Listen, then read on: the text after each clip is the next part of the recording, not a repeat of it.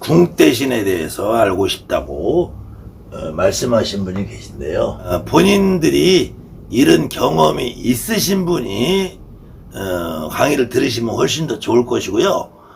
대부분의 이 궁대신이라고 하시는 분들, 특히 유튜브 노석인들 간판이 이렇게 뭐 황후마마다,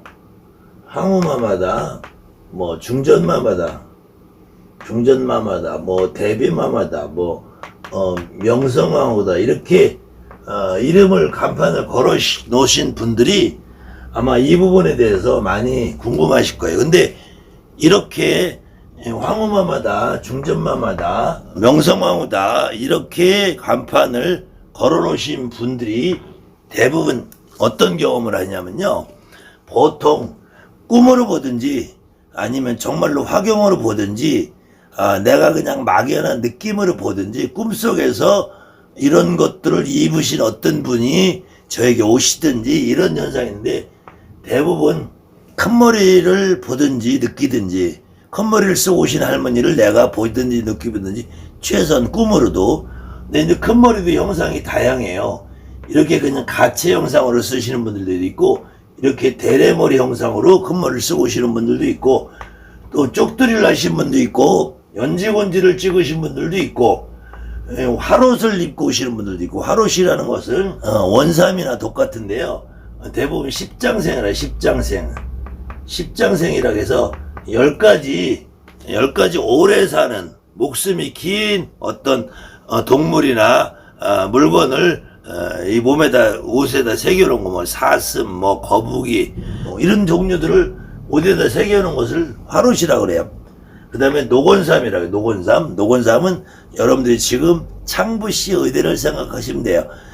노곤삼이나 아니면은 어떻든 색동옷 이런 거 입고 오시는 요런 꿈을 많이 꾸고요.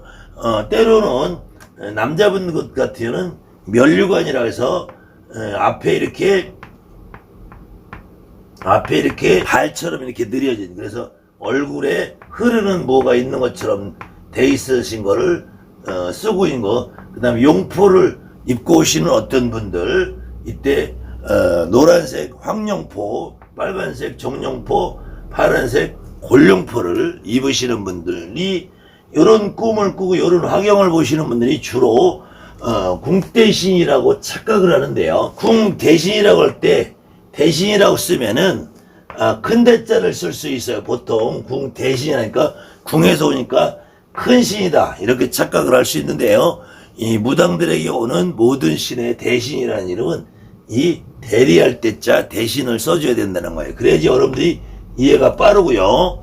이때 조선왕조 고려 시대의 왕궁을 이 궁이라고 말하는 것이 아니고, 하늘에 있는 궁이 우리가 천궁이라고 해요. 천궁. 불사거리, 한양구대 불사거리 보는 천궁불사, 일월불사, 사일의 용궁불사 할 때도 이 천궁이라고 하는 것은 하늘의 궁이에요. 결국 하늘의 궁이라는 것은 나는 믿지 않고, 나는 가보지 않아서, 나는 확언할 수는 없어요. 그런데 그냥 막연하게 하늘 어딘가에 궁이 있으면 여기가 신이 있을 곳이다. 신이, 그때의 신이라는 존재가 자연신이냐, 산신이냐, 수신이냐. 산신이라고 우리가 땅을 말하는 지신을 포함하겠죠. 수신이라면 통상 여러분들이 용신 그런 용신이겠죠. 나무나 돌을 말하는 이런 자연에 있는 어떤 물건들을 말할 거냐, 바위를 말할 거냐, 선악나무냐, 도당의 본향의 어떤 그런 땅이나 기운을 말할 거냐, 아니면 저 하늘에 어떤 알 수 없는 천신을 말할 거냐. 거기다가 자연신을 말할 때 바람신, 구름신, 비신, 천둥, 번개신을 신이라고 믿을 사람은 이제는 없겠죠. 지금 대명천지 개화세상에 이 바람신, 구름신, 비신, 천둥신, 번개신을 신이라고, 자연신이라고 믿을 사람은 분명히 없을 거예요. 그런데 이런 신들이 과연 큰 대자를 써서 대신으로 궁 대신이겠느냐. 그러면은 바람신, 구름신, 비신, 천둥, 번개신, 산신, 수신, 나무신, 돌신이 있는 그런 궁이 있겠느냐. 그런 궁이 없다면 여기서 말하는 궁대신할 때 그러면은 천신을 말하는 건데, 이 천신이 나에게 천신이 살고 있는 궁에서, 저 하늘의 궁에서 나한테 오겠느냐. 저 인간이 살고 있는 조선왕조 고려시대의 왕궁에서 나한테 오겠느냐. 그런 것이 아니고, 이 천신이라는 존재가 무당이라는 나에게 신으로 작용해서 올 때는 그 대리 역할을 하는, 여러분들이 내가 운전을 하기가 힘들면 대리 운전사를 부르잖아요.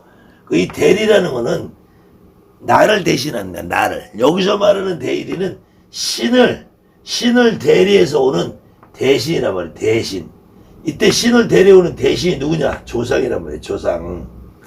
그럼 내 조상님이, 여러분들 조상님이 정말로 조선왕조의 왕족의 피를 받으신 분이라고 해도 궁에서 사는 양반이 얼마나 되겠느냐. 그렇지 않고 내가 전주시다 조시다 윤시다 다 해도 그분들이 다 조선왕조 궁궐에 살았겠느냐. 그 조상들이 궁궐에 살았겠느냐. 그리고 이 조상님이 무당한테 올 때는 이 조상님이 무당에 몸을 빌어서 하는 거예요. 몸을. 그래서 내 몸을 대리해서 쓴다. 내 몸을. 인간의 내 몸을 이 내 조상님이 신을 대리하고 대신해 오는 내 조상님이 나의 몸을 대신 쓰는 거야. 대신. 내 몸뚱아리를 대신 쓰는 거야. 내 몸뚱아리를 대신 써서, 그래서 이걸 만신 몸주라 그래요. 몸주. 그럼 내 몸주 되시는 분이 어느 경우에 궁대신으로 오느냐, 어느 경우에 궁대신으로 오느냐. 이렇게 큰 머리를 쓰고 쪽두리를 짚고 하롯을 입고 녹건삼을 입고 이렇게 오시는 분들이 궁대신이나 넉대신 할 때는 면류관을 쓰고 용인을 입고 황색, 적색, 곤색, 용포를 입으신 할아버지들 궁대신이라고 부르는 경우가 없어요. 우리 무속인들이 간혹 저 원숭이 새끼 한 마리만 넉대감이라는 용어를 쓰지, 대한민국 어떤 무당도 넉대감이라는 용어를 쓰시는 분이 없어요. 그 병신 새끼가 알지도 못하니까 넉대감 그런 넉대신이 무슨 의미인지 모르니까 넉대감이라는 용어를 쓰지, 대한민국의 정상적인 무속인들은 이 궁대신과 넉대신의 의미를 정확하게 가릴 수는 없어도 넉대감이라는 용어는 안 써요. 근데 이때 궁대신이라는 의미를 쓰시는 분들은 반드시 이런 의미를 갖고 온단 말이에요. 큰 머리를 쓰고 쪽두리를 하고 화롯을 입고 노건삼을 입고, 이 모습은 어느 할머니든 결혼식 하는 모습이에요. 결혼식 하는 옛날 과거 전통 혼례를 드리는 모습이에요. 그래서 궁대신으로 오시는 분은 반드시 그분이 넉대신이다. 넉대신으로 오는 분은 그분이 반드시 쪽두리, 큰머리, 화롯, 노건삼 이렇게 쓰고 오신다. 거기에 어느 경우에는 소매 이렇게 색동으로 되어 있는 한삼을 하고 오시는 분도 있다. 한삼. 그래서 이 궁대신을 넉대신이라고 부르고 넉대신을 궁대신이라고 부르고 이렇게 오시는 모습을 오고 하시는 분들이 왜 이런 모습을 하고 오시느냐. 이것은 그분의 결혼 초기의 모습이라고. 결혼식 당일날 모습. 그래서 혼인을 하시고 결혼을 하시고 채 1년 안에 돌아가시는 분.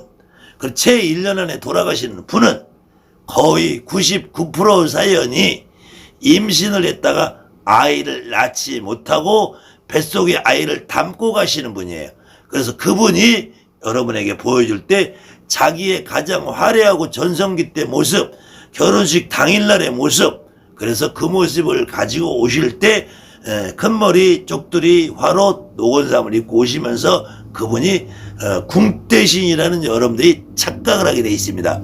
궁대신이라고 이분이 절대로 말씀을 안 하세요. 여러분들이 그런 화경을 보고 꿈을 보고 어떤 선생님한테 물어보든지 하면은 궁대신하는 명패를 갖다 붙여주는 것이고, 여러분들이 그 꿈을 꾸시고 그런 모습을 환경으로 보시고 나서 내가 혼자서 생각해서 저런 모습이면 궁대신인가? 이렇게 착각을 한다는 거예요. 그래서 궁대신으로 착각을 하면은 여러분들이 이분에 대한 정확한 조상의 느낌을 받을 수 없습니다.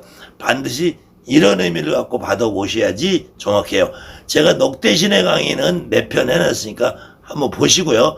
이 대신할머니 녹대신의 강의는 요 다음에 한 두세 편 더 한번 해드리겠습니다. 감사합니다.